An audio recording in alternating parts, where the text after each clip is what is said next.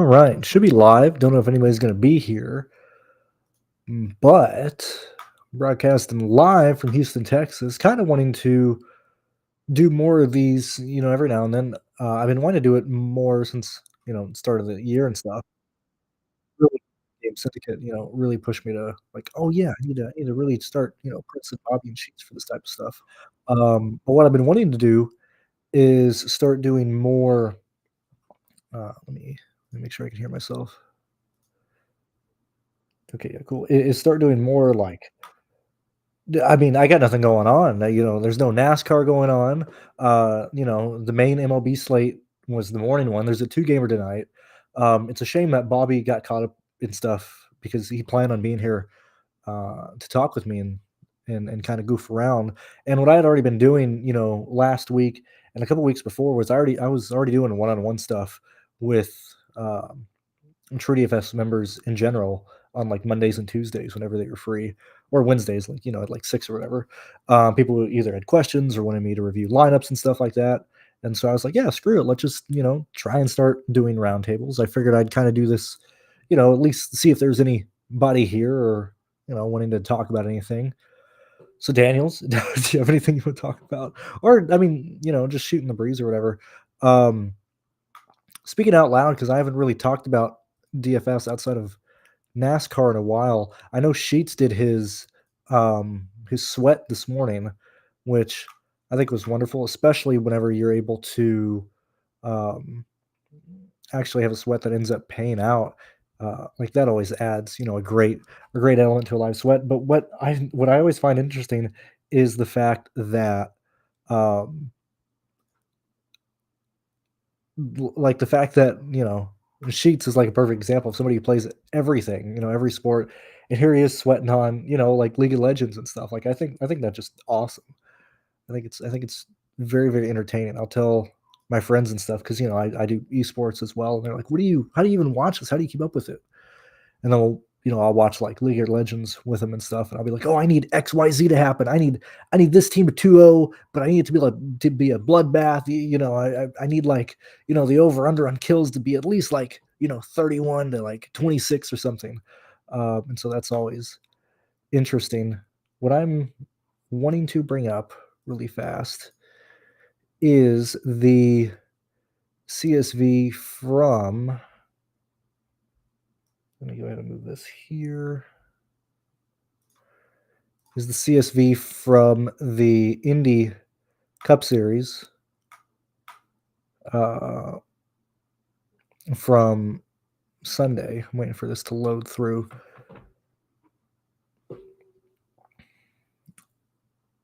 Oh yeah, no. I have no clue what SL means, Daniels. I'm so sorry. I'm very very dumb. Let's see. Let me bring this here. 9 points lineup. Let me stretch this out. Indy. Let's see. The 15 2024.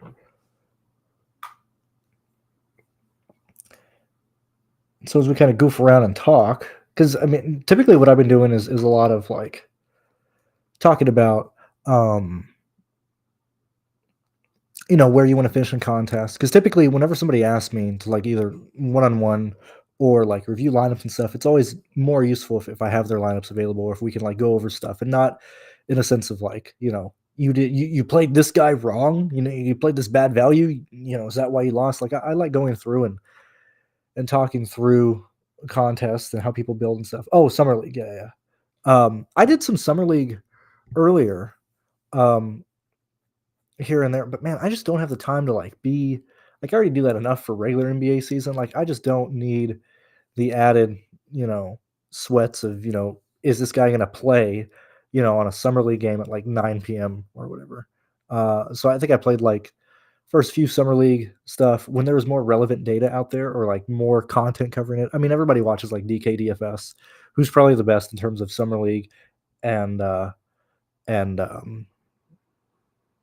what else is the main one? I mean, clearly he does NBA too, but I'm trying to think of the niche the niche sports that he does. I just went blank. I know summer league's one of them. Preseason NBA or preseason NFL is another one I like looking at DK stuff on or using his stuff. But I just didn't want to be playing DFS. Honestly, I'm just kind of going to enjoy this 3 weeks off in NASCAR outside of the F1 race on on Saturday.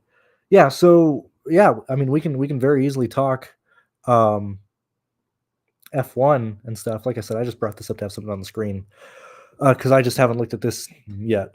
But yeah, the Max and F1 scenario. Let me actually, now that you mentioned that, let me go ahead and pull the CSV from the last one, and we can kind of see where everybody's playing at.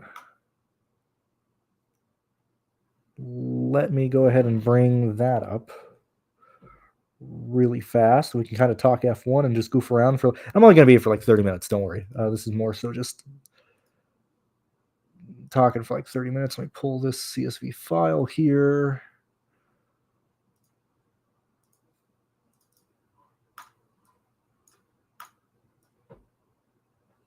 Oh, dude. Oh, man. I forgot if it was the Xfinity one or not. Let me see. Sheets. Let me bring up this one here.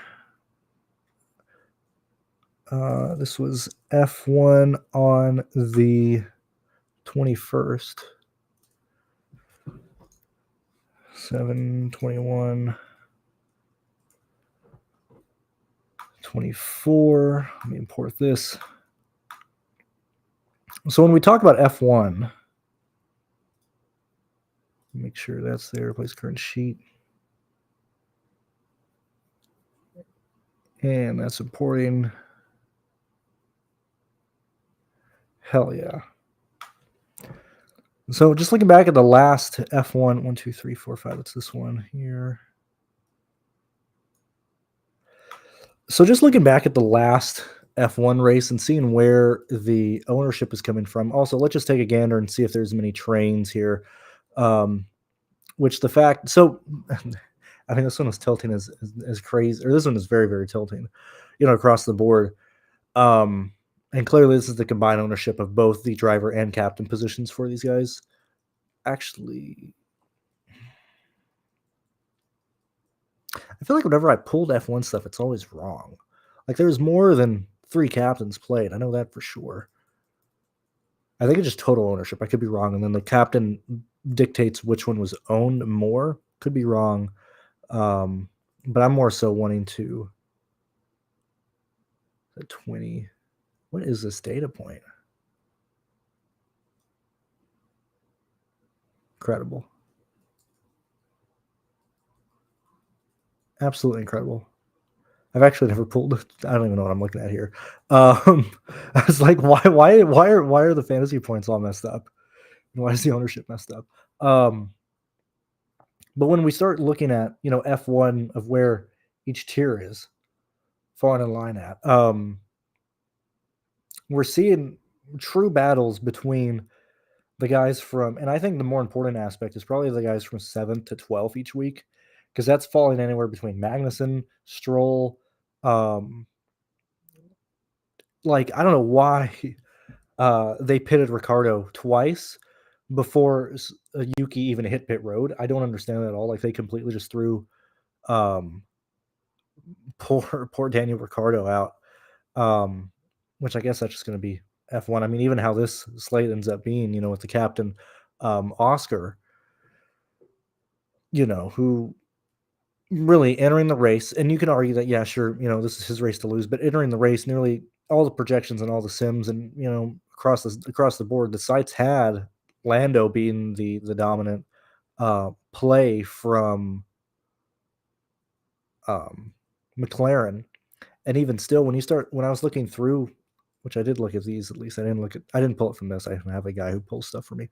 When I was looking through, like it's pretty crazy how many good Daniel Ricciardo lineups just got absolutely destroyed because they pitted him like 4 times in this race. But when we're looking at where the F1 teams are falling in line, at least for me, I think it's very clearly Red Bull, I mean, Check they're doing whatever they want with Checo. Like he's not even in play. It's wild that Red Bull is basically 1v2ing McLaren and then 1v2ing Mercedes, and so like it's basically Max versus those four drivers. And if Checo was there, they wouldn't necessarily have to be so conservative with what they're doing with Max because they're trying to at least keep Max in second or third place at any given time. That's why he's just not able to really leapfrog or like super cut these guys. Um, I look at it to where it's very clearly McLaren probably at top as a whole unit, so it's clearly you're going to need one or two of Oscar Orlando in each of these races. And then I'd argue Mercedes is one step right below him, and then the variable between Max if he's fallen as the third best car in the race or the fourth best car in the race, because most likely he's finishing top four in any of these races. He's most likely beating one of the Mercedes. It's just what do the two McLaren guys do? And so like entering this week, I haven't even looked at their salaries and stuff, but let me just take a look really fast. Sunday, 8 a.m. Oh, Lord. So Verstappen is the cheapest he's been all year, which Lando is the most expensive he's been all year. Oscar is 10.8, the most he's been all year. So honestly, speaking out loud in terms of like DFS and stuff, yeah, sure, Max is falling back, but I think it's more so McLaren and Mercedes are catching up.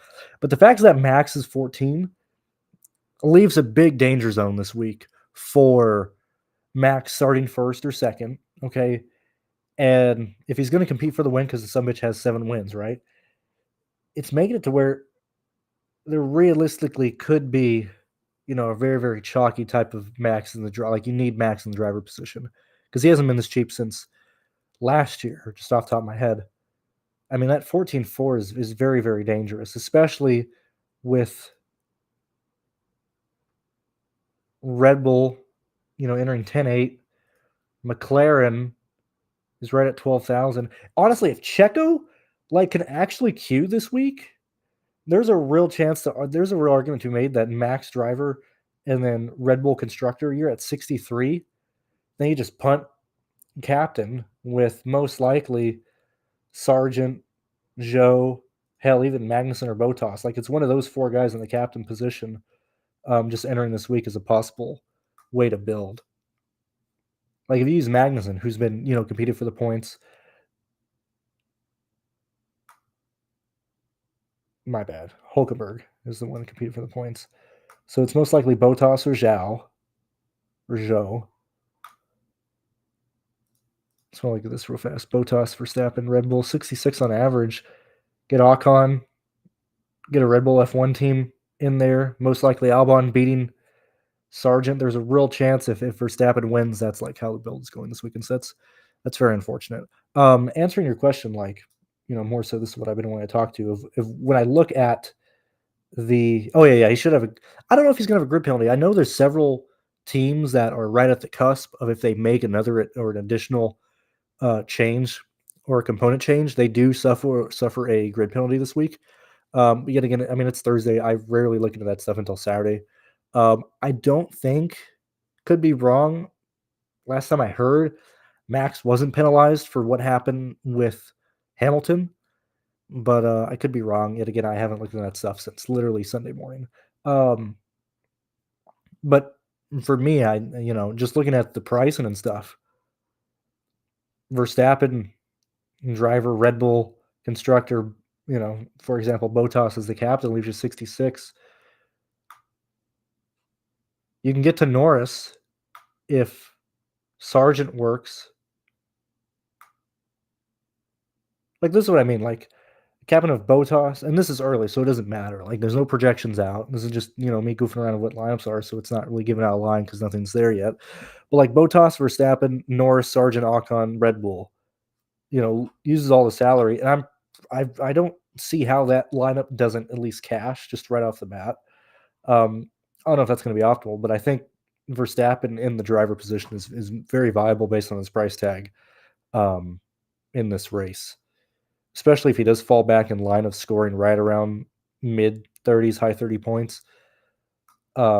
But yet again, we're just gonna have to see where they qualify. If Max seems to be unplayable, like if he qualifies poorly, probably like fourth or fifth, or if Checo is forced to start in the back of the field again, then it kind of takes Red Bull off the case, so that kind of build is irrelevant. When I look at CSVs, so like for example, we're taking a gander at the Indy race from NASCAR. What I typically do is a few things. So one, I usually go over and just grab the fantasy points really fast, just so I can have that in a reference piece or something. And well, I mean, first off, I bring this out so I can see the line, so it's not muddying up the water here. And then I just kind of go through, really fast. And I mainly do this for like Truck and Xfinity if I like miss something or um, if I wasn't sure of what happened here. I'll go through and I'll just see how people play. And actually, let me go ahead and get the salaries really fast. Cup Series at Indy. I can go ahead and add that to.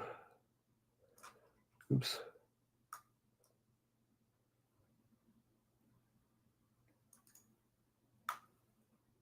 So I'm gonna go there. Let me add. So I mainly just want this as a reference point, so I can kind of bounce back and forth. Usually, I'd build a tab on the side or whatever. But typically, what I do first is I like go ahead and gander and look at what everybody scored at, see if there was any big misses or anything. And in a race that's crazy like this, fact that nobody played Cody Ware, and I mean, dude, the Rick Ware cheat code is absolutely real, man. It really is real. I mean, you have Cody Ware starting last.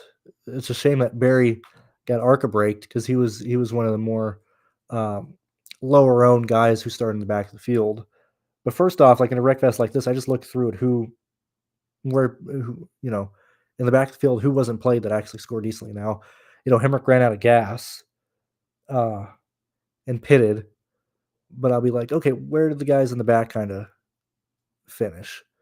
So like, I mean, LaJoy at 34, Ware at 43, Zane Smith 36. Gregson comes through, which I think Gregson started mid pack. So I kind of goof around and like, you know, first thing I'll look at is where did people that I, had a hunch on or like, oh, Cody, Rick Ware cheat code or whatever, how they scored and stuff.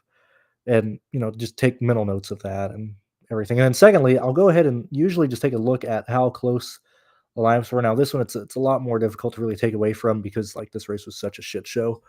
Um, and even Todd Gillen at 7.6 fantasy points. I mean, this really was a true stack in the back type of race, and it was almost more aggressive in a sense of if we're going to be playing, if we have hunches of stack from the back races, not just for plate races, but it really does seem with everybody being as even, it really makes more sense to just fade the higher owned guys um, in the back of the field because all the lower owned dudes, have just as much upside. And Gillen came through, Ware came through. I mean, Haley, I think Haley, where did Haley fall in line at?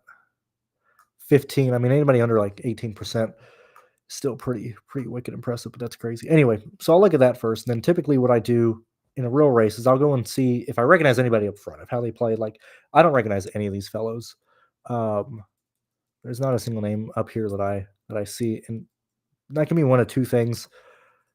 Typically, if chalk is coming through,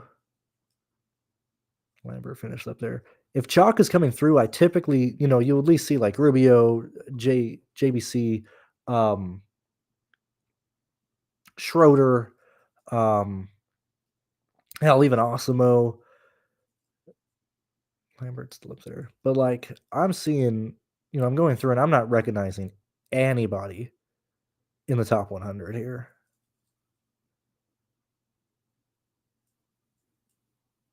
So typically my first thing that I look at is who do I recognize? And the reason I'm doing that is because like I've typically tried to play similar to, you know, guys that I, want to play at or well and stuff.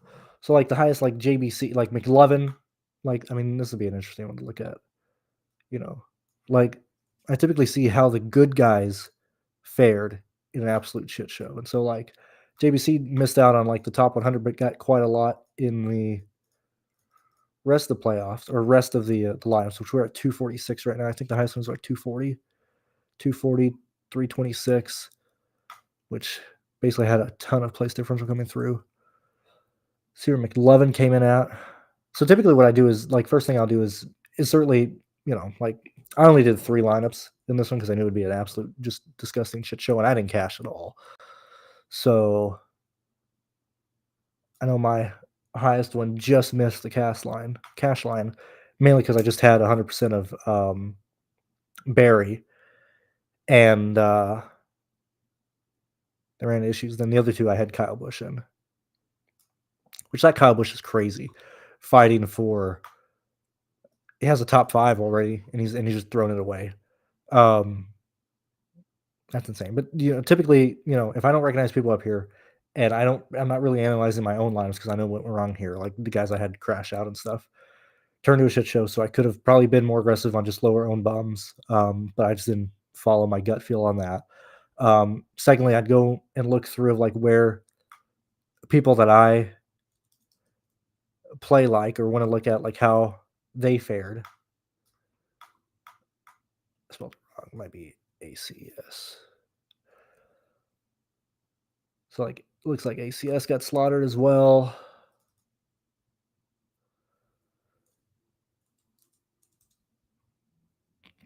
Looks like Sterling got slaughtered as well. 139, 142. No, he didn't. 121st.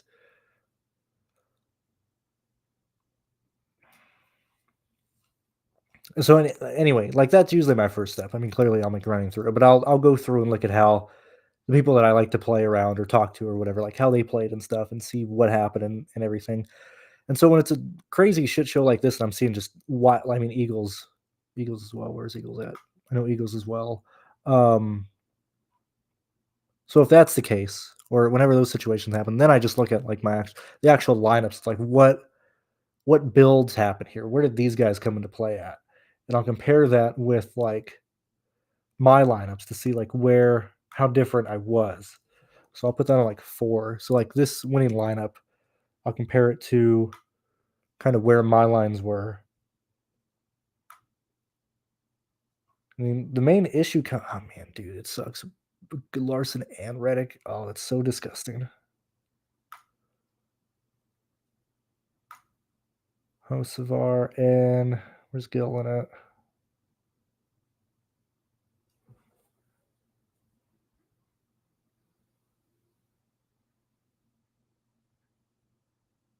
'24th. Oh my god, what a wild optimal lineup. So I'll like go ahead and look at oh, if I messed it up, let me switch this. That's Reddick Kyle Bell and Hocevar. 1, 2, 3, 1, 2, 3. I'm missing one. On Cindric. So like usually when I have more lineups, I'll start building the lineups that scored optimal or whatever, and I'll see like what percentage of lineups that I had or what did my stuff look like. I mean, granted, I only have 3, so it's not really looking at anything crazy. But like, and this could be good or bad. I mean, it's really difficult to do when it's like a 35 own guy. But like Hocevar, I mentioned Bell a lot in the show. I just didn't play him. Yet again, I played aggressive in the back, but I played all the chalk guys, and this is exactly why I don't do that at plate races. Because if I would have just literally played, somebody like Ware, more Haley. I mean, I had Hemrick ran out, Jimmy Johnson crashes, Priest crashes, but Hocevar, Jones, Zane Smith, Gillen. I mean, hell, you can even argue Ty Dillon. Like if I just play the pivots off of the, expected chalk guys, which is the ownership that Sheets has, which I have found to be pretty much the closest expectation for ownership. Now we do still have slight misses, which they're not even huge or drastic. I don't know if he's updated this for Indy, but typically I look at Sheets' stuff because he's usually within quite a lot. He's usually within a small margin of numbers for a majority of the guys, and even the people that come in at wildly different ownerships. Like for a Luke example, like we talked about Luke like 2 weeks ago for the Truck Series. Um, that's an expectation going in of like, yeah, like why would anybody be that high owned and stuff? Also, we're working on this one could just be down actually. Okay, there we go. We are working to update this stuff here. So let's see here if this one was so Larson at 36. So this is not for Indy. Um, but typically, most of the time, sheets will post the ownership tracking and stuff. Um, but I've just found that that's the better way to look at um, lineups. And then secondly, this is how I track my lineups. So like typically since I do 20 max, I have it set up for 20 and stuff. And so I'll just manually, pay attention to my lineups because I hand build everything. And so I have my expected ownership, which is basically Sheets' ownership here. So I'm aware of where chalk will come through. I'll then have another tab once I start building, like once I'm like 12, 13, 14 lineups in, I'll have another tab added that shows my personal ownership, at that point. So I can, course correct or build, get different, once I'm through a lot of lines and stuff. But this is typically how I build, and then I just keep track of where the salary is. And if you look, I mean, which was crazy in the Indy race was that all three of these lines were cashing, and they were all in the top like 300 up until um, Barry and Kyle Busch crash out, which is late in the race. Which is I just couldn't believe how viable these types of builds were. Um, anyway, going back, so when I'm looking at the lineups that were up more or highly played and stuff, and I need to go through and check to see if this was the actual optimal, which I don't think it was. Just we typically don't see the optimal played; we just see the winning lineup played. But usually there's room for error or course correction, especially when it's crazy like this. So I'm assuming this isn't the optimal, but I haven't checked that yet. I'll just throw this in optimizer and it'll show me what the optimal lineup was between what everybody ended up playing. But what I do like to look at is where all the lineups kind of started clunking together. Like we clearly see, a big chunk here. Um, what is this? I actually just took a look at your build model and have started using it myself, by the way. Color coded, and if you input salary in the box, you can input. Yeah, yeah, yeah, yeah, yeah. Um, which is, I mean, I just like being able to visually see this stuff. Like when we get to like situations of like, let me find a race that we'll choose. What is it? Nashville. I think Nashville was one of the ones I did a lot for.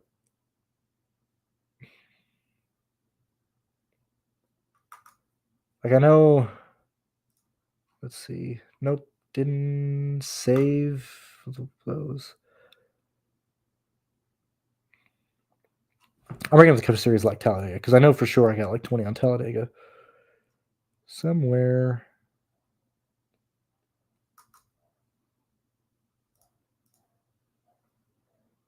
Where are all? Oh yeah, here we are. So like, this is a great example of like actually how I do it. If like this is lineups at 12% or 12, my lineups at 12, my lineups at 17, so I can just pay attention of where my own personal ownership is.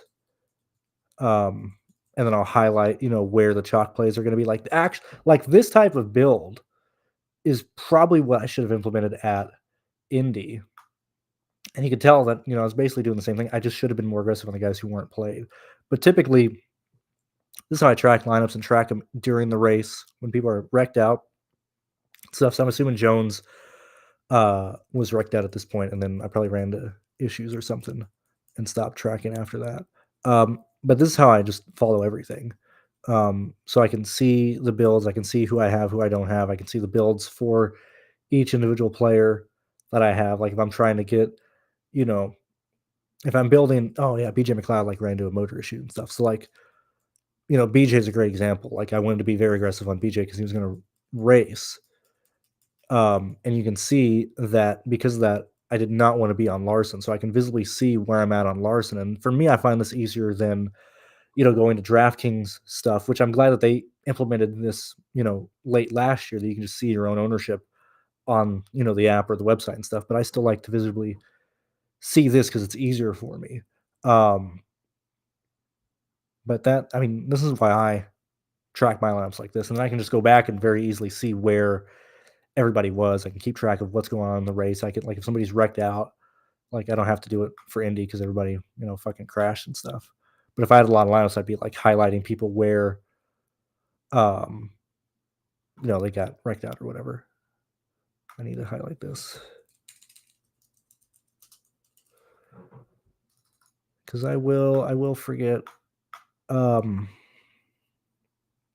what else? Oh yeah, so that's what I was gonna say. And so, like, typically, we see like a gigantic step once we get to the top part of the lineups, which is why I always say when we're trying to land on like the far right of a contest, we are looking for like complete, you know, 99th percentile performances out of nearly everybody in your lineup because you look at the gap here between, these two, which is a pretty significant gap.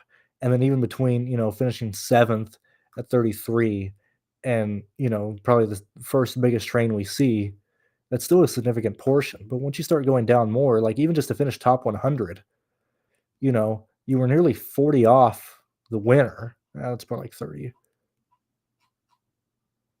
I mean, that's huge. Like 30 points is, 15 positions, between the 6 drivers. It could be a significant portion of laps led, which this one's probably more laps led and fast laps from either Larson or Reddick and stuff. And then you take another step back from like 100 to 300. And so we're at 14 there. We're at 296, you know, actually, yeah, 314. 296. So we're seeing that nearly all of the other lineups really started scoring identical or like, the scoring, like you have a drastic, gap between first and second. And then, all the lines start coming together, whether they were, hit by bad, somebody having bad luck or just not up there, not gaining the 30 points. What we typically see at this point, they're all within, points and points of one another. And so, I mean, at this point, we're at like 455. And so, what I typically like to look at is how drastic the spread was up top, and two, at what point did we start seeing a drastic change in the builds? And so, like, this build, Larson, Bell, Reddick, Austin, Cindric, Hocevar, Gillen. And so Gillen's kind of a wild card here. We have 2 guys on the back, 2 guys up front, middle of the pack and stuff. What was the main difference between these? Like, Haley scored well. I'm assuming Ross scored probably less than Reddick. So we're looking at 43. Reddick,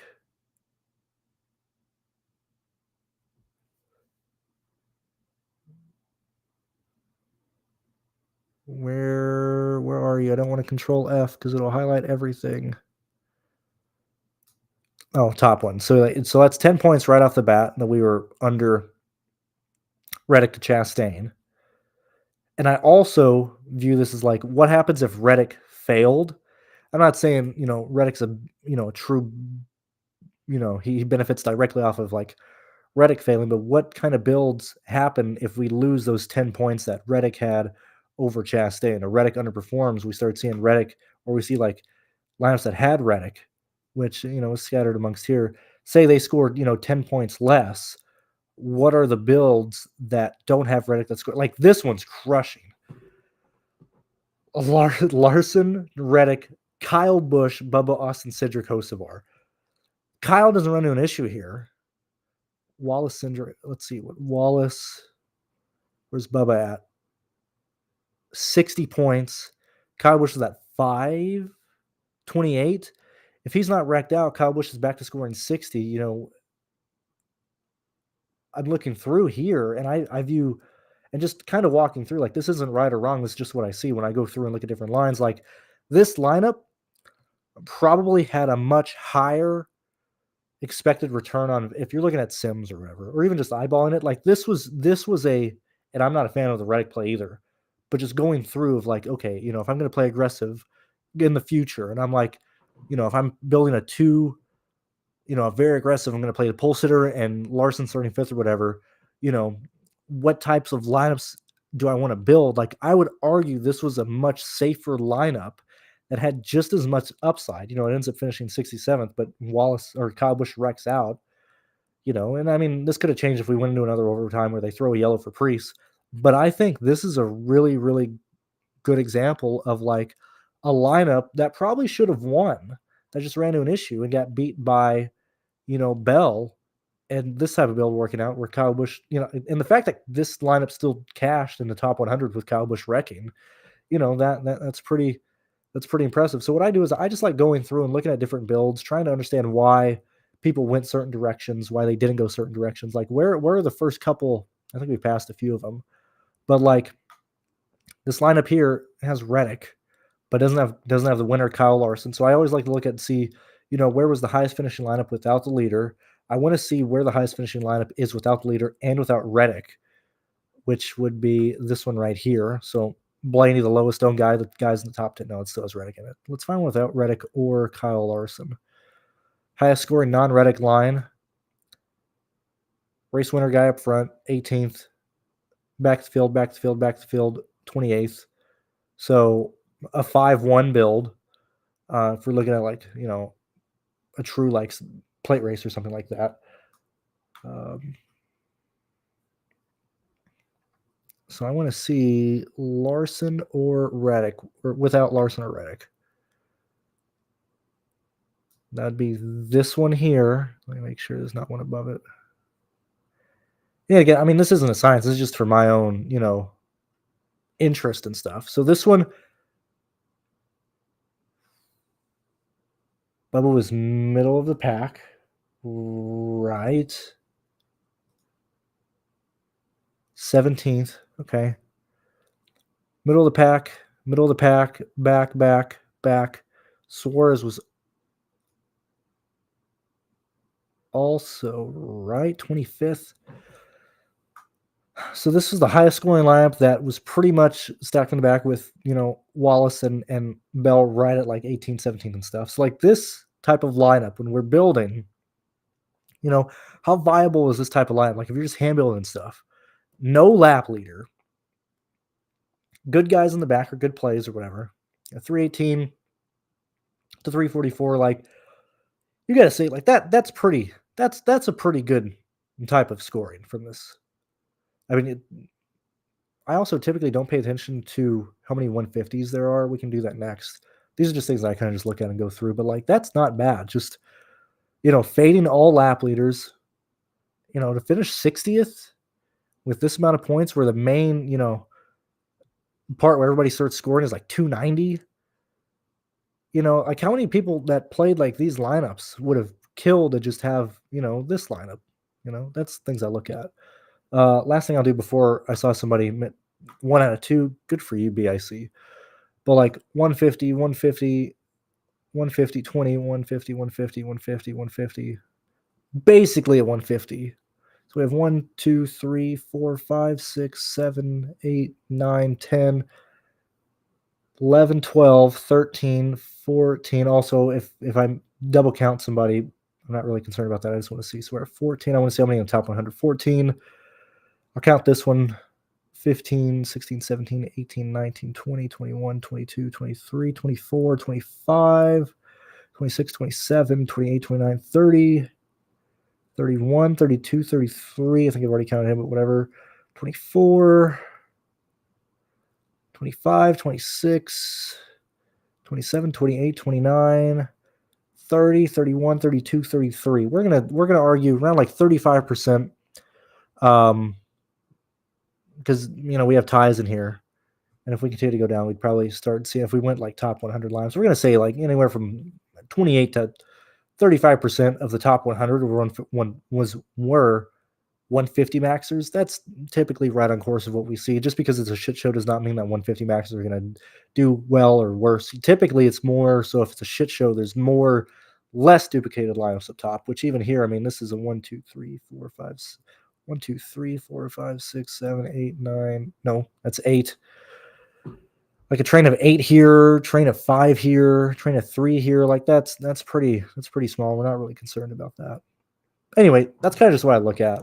If I don't have a lot of my own lineups to review, if I see that a lot of my friends and stuff, also kind of got, screwed and, got beat, that means, okay, we were all kind of in line or we all kind of had the same, approach or whatever. Maybe it wasn't even all the same either, but those are just things I look at.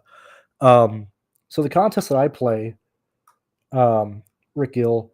So I typically play well in any for NASCAR F1. I always play the 15 no matter what. I'm always gonna have at least one lineup in there. But for me, I play all my lineups in every single contest. Now, some people will absolutely argue to not do that. I have found success doing it, and whenever it works out, it's typically making up for any day that it doesn't work out and stuff.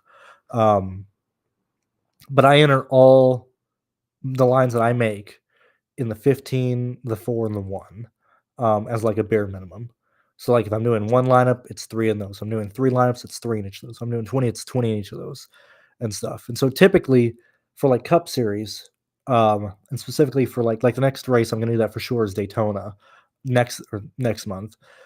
So that's 300 in the 15, that is 80 in the 4, that's 20 in the 1, so that's 400 right there. If we get a secondary 15, then it's like 600 between just the two 15s.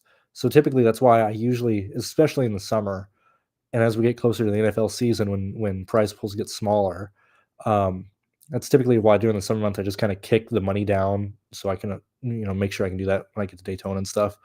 But typically for trucks and Xfinity, certainly around this year, I'm doing like 12 to 14 lines most races. Sometimes if I don't like the slate or whatever, it'll be like 6. But it's whatever the main GPP is, the $4 GPP, and then the 1. I don't do the 3 entry unless I'm just doing 3 lineups. I don't do the 5, just because I don't like that the 5 is like a 50 max. Um, I just kind of don't like that for whatever reason, and it's usually like it pays out the top 20%. Um, Whatever $5 contest it is, whether it's for trucks, Xfinity, and the Cup Series, like typically that one's like the worst paying one of the week. Although it'll have like the least amount of field, or the smallest field for anybody who wants to enter over 20 lineups. But that's what I play. Um, and yet again, when you get into arguments for different sports, I have a really bad time personally for me playing down to the contest. And what I mean by that is if I'm playing like cash specifically, like that's why I don't play cash, but I'll use like hopefully they'll bring it back this year. Is they had like a survivor tournament for NASCAR last year where it was like $10, and it was basically just a cash contest each week up until it was like 12 weeks long or 10 weeks long, and it would take 50% of the contest each week. I struggle in those types of contests so much because I'm always just trying to build the highest scoring lineup as possible, whether it's a realistic outcome, whether it's not. Like, I'm not trying to settle for just a lineup that will like cash. Like, I just can't get my mind around that. And so I struggle specifically in single entry for NASCAR, in 50/50s for NASCAR, in like survivor stuff for NASCAR. Like, I know for a fact I really, really struggle in those types of contests. Um, and I struggle building contest specific lines. Like, if it's, like m- most of the time, like you would not want to be entering a lineup that you made for a 25,000 person contest in a $12 single entry, uh, because, like, you're taking on more risk than you need to. But I'm like, if that's what my numbers are telling me, I don't care if that's a risky line. I'm throwing that. Like, if I would ever play a single entry, I'm throwing whatever my stuff says to play as the highest scoring contest. Like, I don't know how to play down or like play safer. I absolutely struggle with that. So that's why I don't play those types of contests. Um, so to answer your question, that's personally what I um, play. And even if I'm not going to enter a lot of lineups, I always bare minimum throw one lineup in the 15. Like last week for F1, like in this one, like this was my F1 lineup because I could not figure out how this race plays out. If Lando messes up, and I couldn't figure out, like when we're looking at a race entering, like it was unlikely that Lewis Hamilton would not beat Russell. It was pretty unlikely that Norris would get beat by Oscar, which I'm doing multiple lineups. Of of course, I'll, get different and play Oscar lineups, but, like, this was my highest projected lineup based on my projections, and when I compared this to what Saberson had just on their baseline projections, what the Sims were showing as this lineup has an X percentage to either win and certainly cash. This was one of the highest projected lineups entering the race. And entering it, it was very dependent on Ricardo beating Yuki Tsunoda. Now Ricardo started like ninth, and then they pit him twice. Like it was wild. They pit him twice, and then Alonso got beat by Stroll on the last lap because everybody's freaking out about team orders with like Lando and Oscar. Uh, um, I don't even know who Alonso and Stroll race for. Aston Martin was, on the horn telling Stroll, "Hey, let Fernando by. Alonso needs the points. He's in the we need Alonso to beat you in this race." And Stroll just refused to let Alonso pass, or refused to let him stay in front, and he passed him on the last lap. And Alonso getting beat by Stroll pushed this lineup out of the cash line, which was, I don't remember how many people got paid out. Like, I don't even know if this is the same size, but like this weekend it is the top 1,800 or something. Well, it's 900 this week.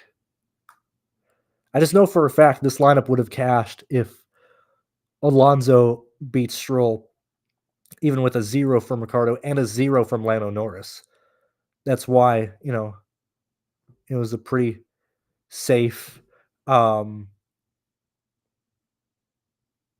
lineup that didn't have a lot of expected duplications. And what's actually funny is Ultimate Win. That was one of the lineups he it wasn't this one. It was the last week, or the not this one, the Xfinity race. So Ultimate Win won the Xfinity race the day before, and this is one of the lineups. Actually, no, it's not. Did I have? Oh, I did.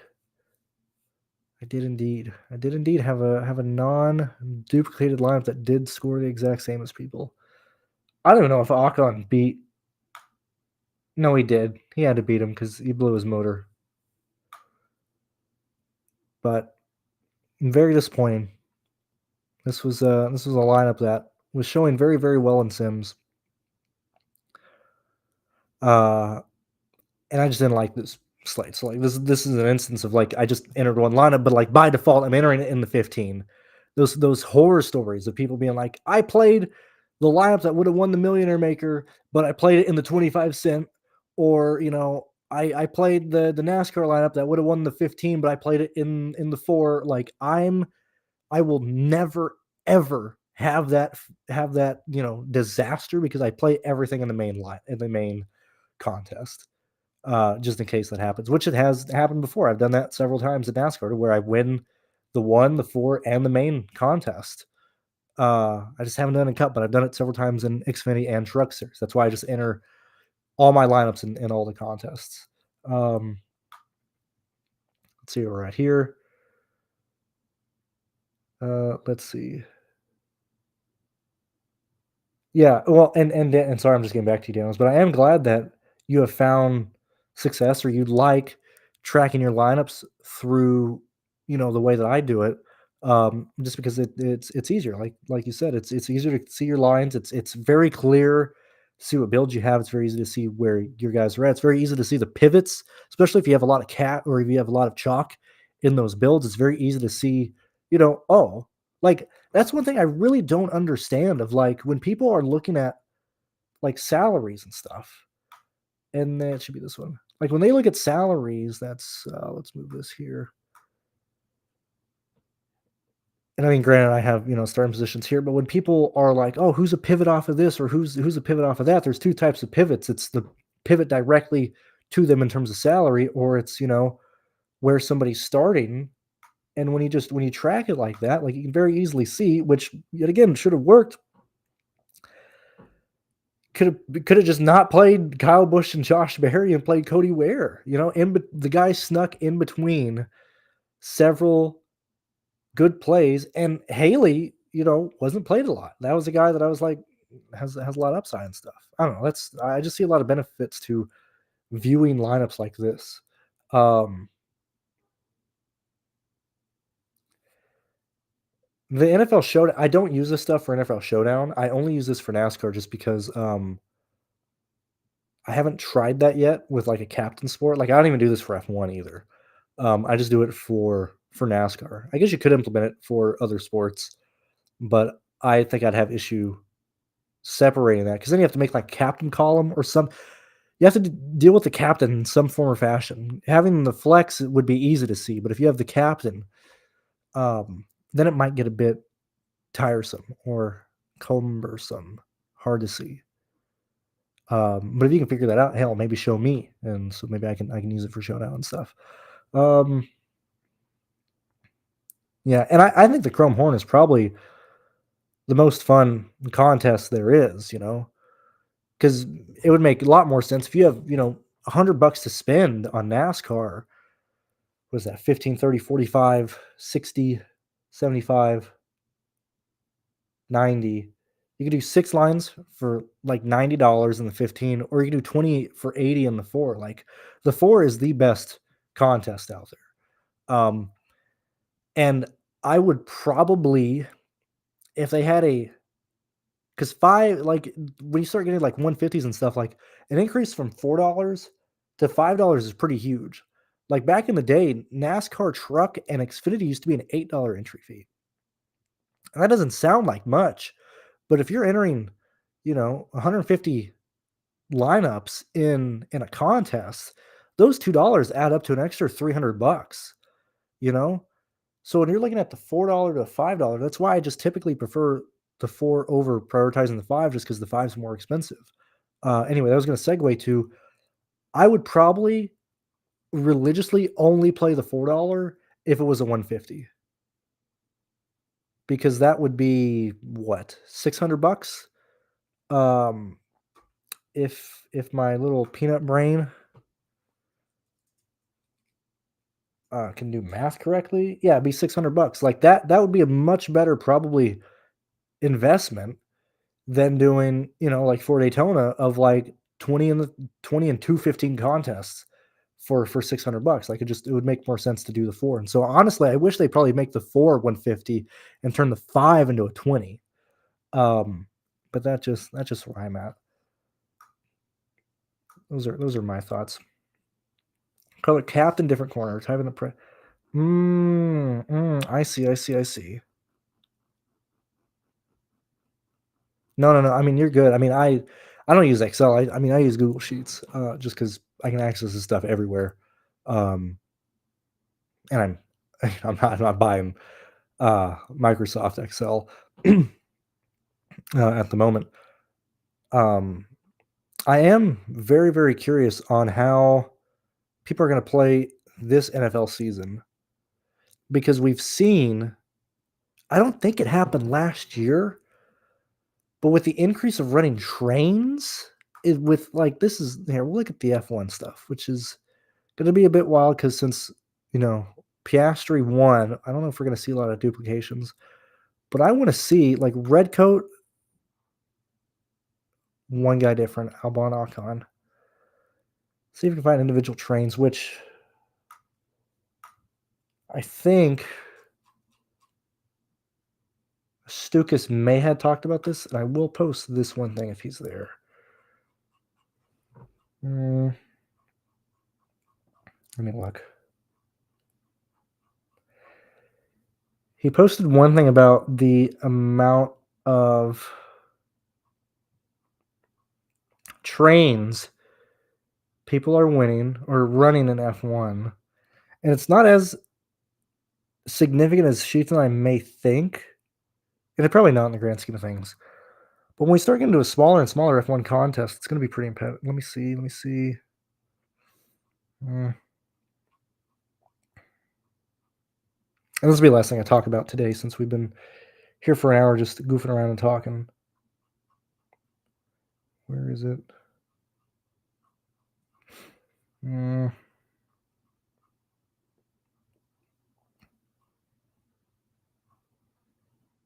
Give me a second, I can find it.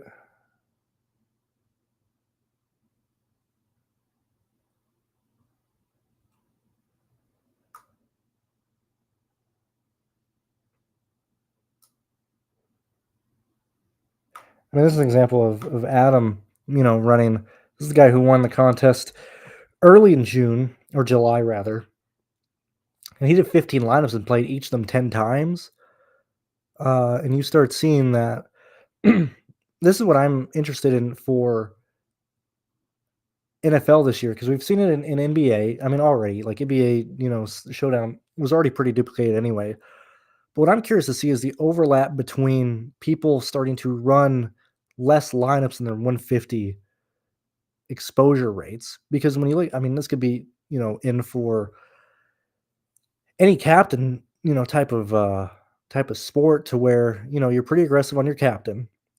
Lando, so we could just be like lock in one guy, lock in two guys, and then you just get different on the other ones. Like this is what I'm really interested to see if people start doing this more in NFL Showdown. I don't know if it's going to win, but it will be something I will be looking at specifically entering this NFL season to see if people are running trains within their own exposure of 150s and stuff.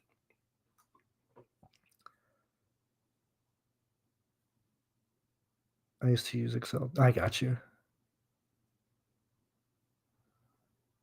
58 train behind me, 50 from the same person. Yeah, I mean dude, it's a huge trend. And dude, that might actually be worse. That might be what kills DFS, to be honest. I don't think it's gonna go anywhere. I don't think it's gonna die, but that will absolutely ruin for me DFS because it's very difficult for me to keep up with that type of investment because that's very, very risky for me to already do. Um, like it's very expensive very quickly. If when it doesn't work, I mean, clearly, anytime it wins or whatever, or just in general, like anytime you win, that's how you stay alive in DFS. Um, but that'll absolutely accelerate a downswing. Is if you go like 4 or 5 slates in a row and it doesn't work out, you've pissed away so much money. Um, and I don't think there's a way like I don't think it's I don't think it'd be right to make a rule that you can't like run trains within your own thing. Um, It just sucks when that's the case. And the good players who have shit figured out are gonna start doing that probably even more. So that's why I mentioned for NFL this season, I'm very, very curious if people really start doing that because we haven't really seen it in the NFL streets yet. But I'm gonna be paying attention to that for sure. Um, and it is a growing trend. Now, I can't find what Astuka said about it. Let me keep looking through. See if I can find it really fast.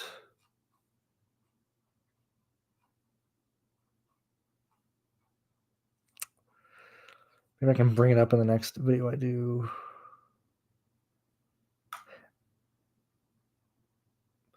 I will say that this is no,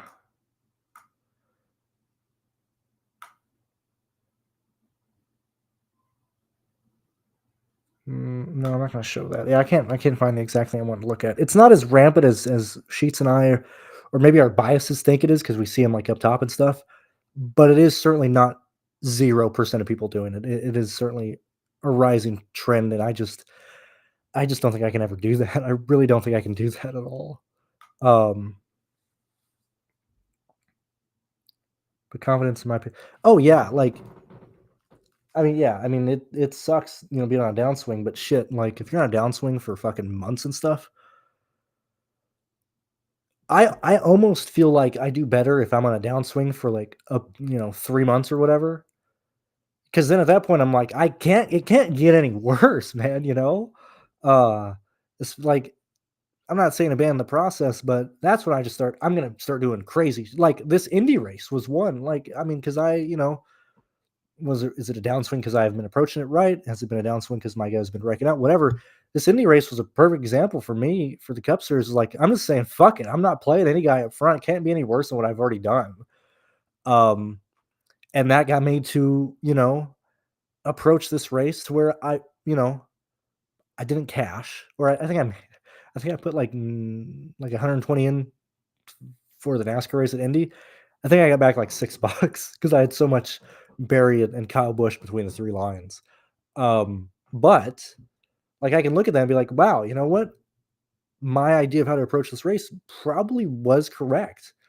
Played the wrong guys, but, so when you're in a downswing, you can just start kinda aiming for the fence, like, swinging for the fences. It literally can't be any worse. So I do kinda like that. That's, like, the only upside of, like, a downswing.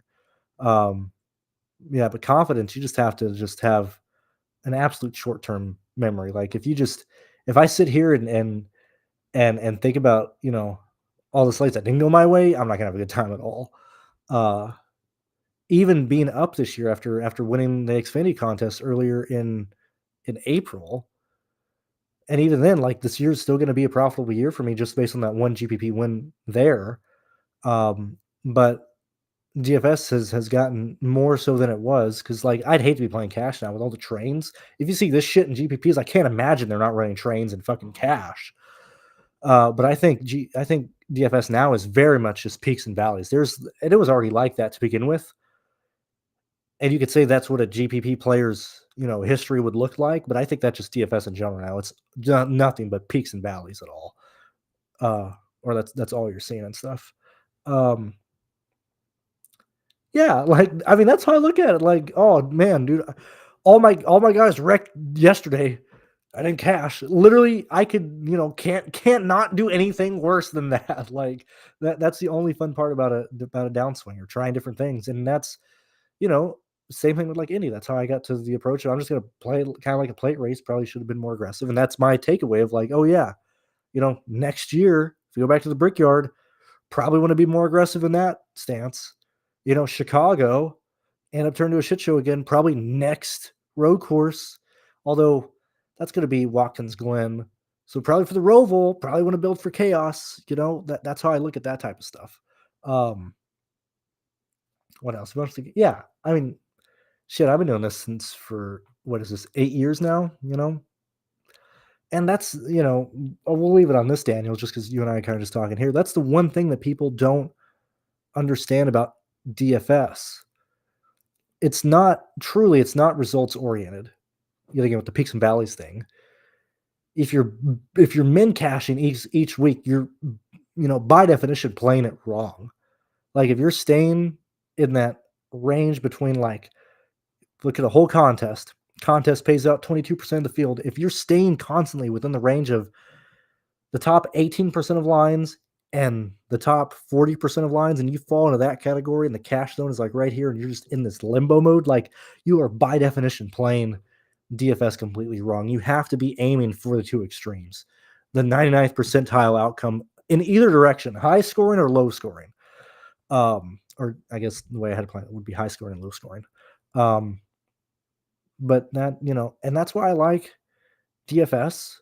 And that's why entering each NASCAR season, which I've done it for 3 years in a row now, it might be 4, but I know it's 3 for sure, is I've solo won one of the 96 NASCAR contests in the last 3 years.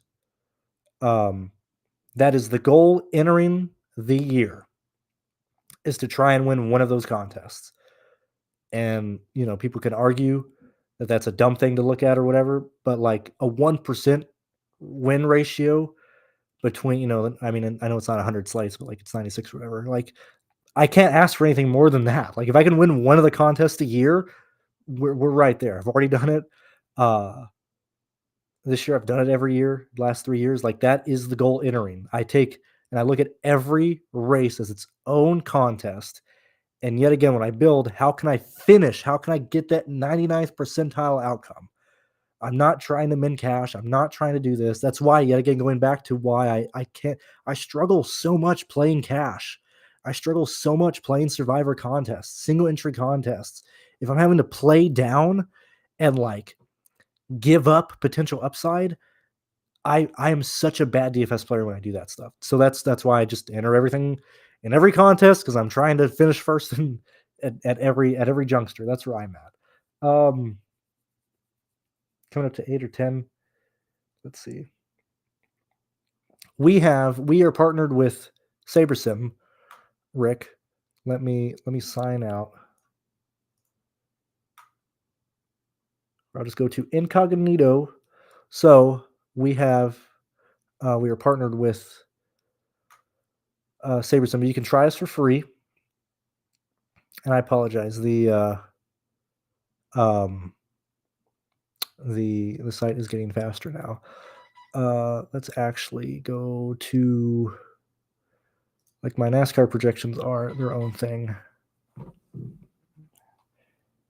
I'm getting messaged like crazy. I'm gonna have to get off here. So these are our packages really fast. My NASCAR is $30 a month if you just want the NASCAR package.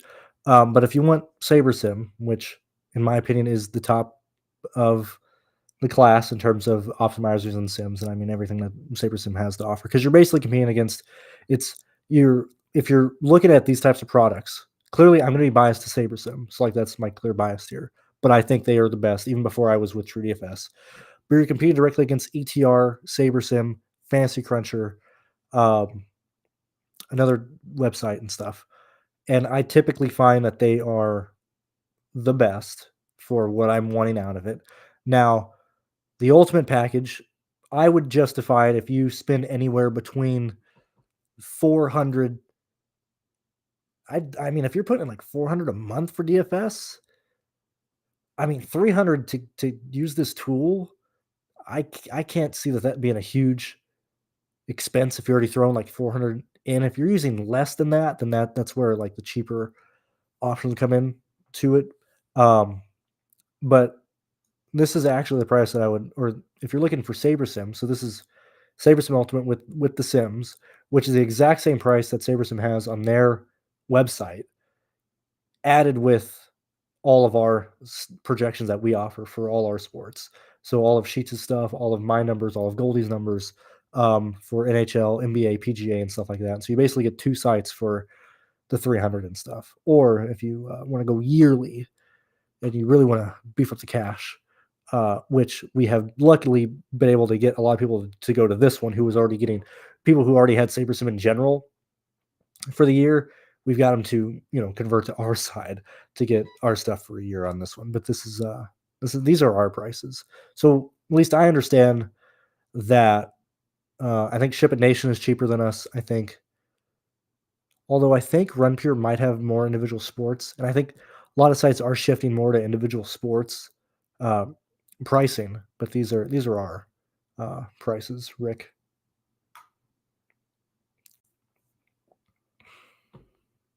What else? Where are we at?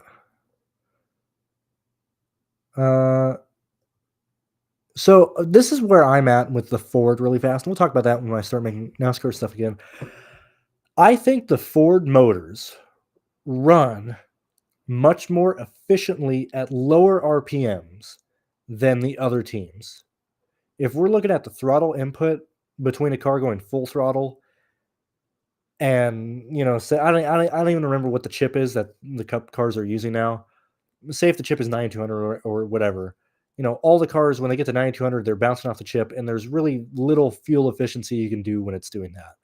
But what I think is like Keselowski ran practically half to three-quarter throttle during that last stint, and he lasted, 8, 9 laps longer than what the booth thought he would make, which sidestepping, like, these reporters, like, I know the crew chiefs, and I've mentioned this before, the crew chief is not just going to tell you we can go 45.7 laps on a tank of fuel or whatever. But they got to do better research in this, because the booth is, and I'm not saying Rick or whoever's up there, I'm talking about like the people behind the scenes telling Steve Letarte and them how many laps they can do. Like, the NBC crew does not know the fuel efficiency of these cars. Okay. Like, that's a big mess on the broadcast side.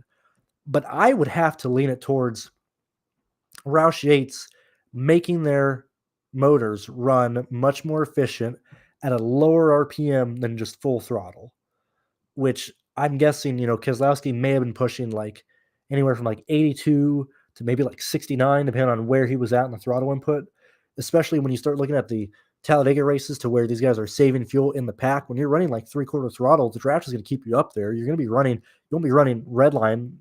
As I said, I don't remember what the chip is right now, but if it's at 92, you can run at like 85, 8100, at 70% throttle. And I think Ford is much more efficient with what they're doing with the ECU at those RPM levels and at that throttle input than the other teams. And I don't think that is something that Chevy and Toyota can just copy. I really don't. I think it's what Ford is doing with their engines there. And so I don't think it's fuel mileage per se, or like they have extra fuel or whatever. I just think they're running their engines much more efficiently, which is why we haven't seen them have such a greater top end speed. Okay, it takes Ford a lot longer to get to redlining at say like Pocono or Michigan coming up than the instant speed, like the takeoff speed out the corners that Chevy and Toyota have. I think that's where it's at. Um, I haven't heard anything on that. Just from my years of experience, I would have to envision that that is where the Ford advantage is, because we're only seeing that with the Fords who are purposely using not full throttle. Okay, because not all the Fords are able to get there. All the Fords that are racing with the Chevys and Toyotas at full throttle have not been able to extend that fuel that long. So that's my take on what Ford is doing. Um, yeah, and see, I just suck at playing just floor type of stuff. Um, yeah, can we touch on how what exactly are you looking at? Or what answer are you looking for, Rick? Like what a good optimizer to look into? What's good? I mean, as I said, I personally think SaberSim is the best, both because I work with them and I was already using them before. Because I've used other stuff. I've also used my own optimizers in, like, this is a pure optimizer. Like, this has no sims involved. I've used optimizers in Google Sheets as well. Like, an optimizer at this point is just helping you build the highest scoring lineups based on whatever projections you're putting into them. So like you can actually just build that on your own on Google Sheets or Excel. Like, an optimizer in and of itself is just taking the highest numbers that you give whatever, driver A, B, C, and D, and it builds those lineups for you and stuff. So technically any optimizer out there on the market is going to do the exact same thing. It then goes, what I'm assuming what you're wanting to know or looking more into is, in addition to just taking the base projection that you're putting in, what else is that website factoring in? Which at that point, you're no longer just using an optimizer, because an optimizer is just using the static number that you have related to a driver. You're then using whatever proprietary formula or function or whatever X site is using, in addition to just being an optimizer and stuff. And that is where I think SaberSim is much better than the competitors on that front of what they're using to calculate like the upside in the laps that it's giving you for whatever you're selecting, single game or whatever stuff you're telling it to build for. That's my argument for SaberSim, Rick. Let's see. How'd you go into introducing someone to Sims? What is it and how to use them? Sims are clearly where the industry is leading. I have no idea, but they've got something fuel wise. Yeah. I guess we'll end on this. Introduction to Sims is like, I don't even know if the slate is locked yet, but I'll bring up an example here really fast. We'll use it for other sports. We use like baseball, for example. I think we had a 2-gamer just kick off or whatever. So the first thing you need to know is you need to understand the sport in general. Like, Sims are not just a click the button and run them or whatever. You need to understand the sport. You need to have the basic understanding of everything. And then you need to also understand what the Sims are doing. And then understand what you're putting in. We're going to use like this night one that is tonight or whatever. I don't even give a shit when this was. Is this... Oh, that's tomorrow. Use today's... Which, yeah, it already started. Okay. So like if I was to use a sim, why is none of this stuff working here? Can I use it for the main one? I just want projections, please.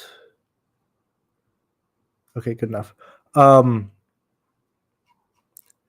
I'm just going to do this to talk out loud. We're just going to change two random guys. I just want to have stuff as an example here. And so, like, when you look at SaberSim, which Sheets talks about this a lot. So sims are only, just like with lineups. Like if you're using an optimizer, the optimizer is, we're kind of stepping down to explain up. You know, optimizer takes whatever numbers you're putting in related to each driver, and they're building lineups based on the data you're giving it. So if you have bad data at the start, it's just going to give you bad lineups, right? Okay. Same thing with a sim. A sim is not just going to give you the winning lineup or whatever the case may be. And typically, I have found sims much more reliable on captain based game modes than, and I'm not saying it doesn't work, and football is pretty spot on, not in a sense of the highest rated sim lineup is going to perform, but they're much more useful in NFL and in captain based contests. Because at that point, it's really boiling down to, very similar to how I brought up that guy, building F1 lineups and stuff.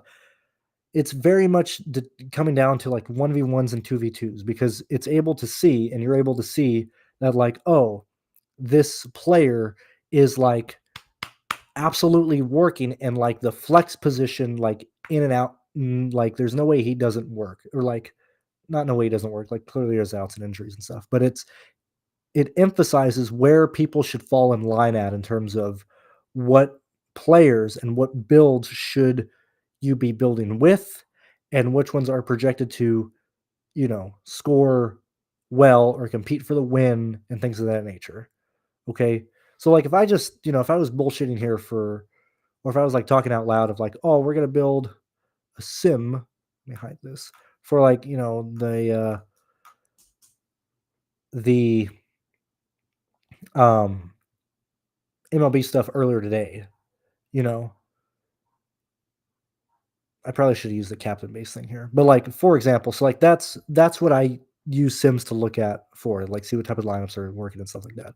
The second thing that you have to pay attention to, and what really matters, which it sucks that you can't import, you can't build and your own field of lineups for the contest sims for SaberSim. You either have to use SaberSim's like predetermined lineups that they're using for their main flagship, their main 20 or whatever, or the build lineup that you just built between like on your own stuff, which you could argue is either double counting or triple counting or quadruple counting, certain aspects, and you're already like SaberSim is already going to hedge lineups to like be unique and stuff like that. And so if you're using that as like the field lineup, you have to realize that that is what that build is aware of. So it's probably not going to be as chalky as the real life contest is going to be. Um, you're already kind of leaning more of like a way more aggressive GPP build than probably what the realistic field is going to be at, stuff like that. Like for example, like if I use, the flagship, actually, this is the live ownership of what actually happened here, or since this one has already crossed, or since this one started earlier, but typically it'll be like their pre projected, field lineups and stuff like that. And so like when I'm looking at sims, and to answer your question here, um, you need to be aware of all the limitations that the sims have. So like if I just like run this based off of whatever, I don't even remember what the main contest is. It's going to be some big BS ones, 25-1. So like, if these are the sims early for the day, I guarantee you that it's probably going to be either like stacking against the most popular pitcher or whatever, because based on the sims, depending on what you run it, whatever the outcome you're looking for, whether it be win percentage, solo percentage, cast percentage, that's going to change the sim outcome and the percentage that it gives you drastically. Because in order for you to have the highest return on investment, that means you want a non-duplicated lineup that is crushing the rest of the field, that is most likely fading the chalk and having the chalk bust out, which all those things together would equal a massive return on value. So if you're rating on like ROI, then that's what that type of build is going to show you. However, in terms of the probability of that actually cashing or happening or whatever, it's going to be very low and stuff like that. So as long as you're aware of like all the limitations um, for sims, like all that stuff going into it, then you can start manipulating them and understanding. Okay, I'm aware of all that type of stuff. Okay, I'm aware of what I want the field lineup to look like, et cetera, et cetera, et cetera. Um, and we can, if you guys certainly are down for this, we can talk Sims more next week whenever I do another one of these, and I can actually have stuff already pre-made to explain and emphasize the limitations or things on how to get around stuff. Um, but that is what I would go about introducing Sims to somebody. Is like I want to first show you all the limitations that this have that you need to be aware of, and stuff versus just being like, oh, this is going to be the end all be all and stuff. Mm, I kind of talked about it really fast. NASCAR, I know you just got here, and nobody's going to go back to listen. I think Ford, and I talked about it for like probably 8 minutes, maybe like 5 minutes ago. Shortly, I think Roush is making their motors run much more efficient at the 50 to 75% throttle range. Quick example, like I don't know what the chip is that the Cup Series are running, but say it's 9,200 RPMs. I think Roush is making their engines run much more efficient, probably around like anywhere from 87 to 8,000 RPMs than the rest of the field, because the Fords who are also staying full throttle have the exact same fuel mileage as the other teams that are running full throttle any individual race. However, when it comes down to Ford, Chevy, and Toyota saving fuel, which requires you to be halfway throttle, less than halfway on throttle, that is where we're seeing Ford be more efficient on. So, based on my experience of working on cars and dealing with ECUs and stuff and messing with all that shit, I think that's where Ford has the advantage. Um, no, I'm glad this helped work go by faster for you. I just like talking about this stuff, and I'm not talking about a certain site, so I can just talk and share whatever thoughts and opinions on whatever you guys want to talk about and stuff. Is there a way to try it cheap for a few days to see if I can understand? Does it work for DK and FanDuel? Yes. So let me go back and sign back out of um, TrueDFS. So you can try it for free. Yep, the website will be updated in terms of speed very, very shortly. We are making sure that we can get it faster before F1 for sure. But you can try it for free, and you could try the SaberSim Ultimate package. Um, for actually, we may have gotten rid of the free trial. I don't know if we've added back yet because we had a lot of people, or not a lot of people, but we had some individuals who would constantly sign up for the free one and then cancel the account or change credit card numbers. So we had to deal with that. So I think we currently have it for free turned off right now. Like we just turned it off within the last couple of days. It should be back up soon. But we do have trials for the ultimate package and stuff. So you might argue, like there's nothing going on right now. Why would I pay $11 for this when like all there is MLB and stuff? Which I completely understand. What I would do if you haven't ever tried this stuff before, okay, what I would do is wait until either NASCAR returns if you care about NASCAR, or probably ideally wait for the NFL season to return. Okay, grab the trial because I mean, other sites are going to be doing, free week or, trial stuff whenever NFL comes through. So it's nothing different there. Um, but what I would personally do is I would wait for NFL season to come by, go ahead and get the 3-day trial for this, an hour or two before the first NFL game on Thursday, which I don't think we have. No, it has to be. We start the NFL season on Thursday, right? It's a standalone. Oh my god, let me look at the NFL schedule. You don't have to correct that. Because ideally you want to, let's see, let me get past all this preseason stuff. Yeah, week 1 of 18 is September 5th. Oh man, I got so many people calling me. So the first game is September 5th. Second game is September 6th. Third game is September 8th. So what I would do is just pair these together. You would get the trial, on the 5th. So you have it for the Ravens Chiefs, you have it for the Packers Eagles, and then you have it for all of Sunday's games plus Sunday night. That's how I would go about this. And I'm not just saying that for this. I'd say that across the board. I don't think right now, middle of or end of July, beginning of August is when you want to start getting trials or trying different stuff out. But that's what I would do um, for you, Rick. And yes, it works for DraftKings and FanDuel and stuff like that. Um, but I think that's where I'm at. I appreciate Daniels. Thank you for being here. Rick, Larry, thank you guys for joining me and hanging out and asking questions and just chilling. Hopefully, we can do this more.